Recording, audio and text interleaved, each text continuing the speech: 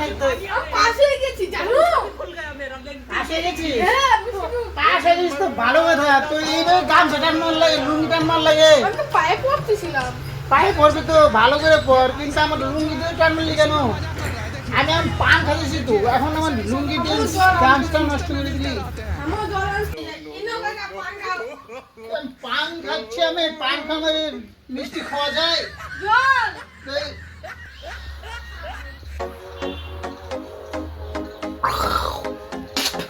হচ্ছে? দে মিষ্টি দে।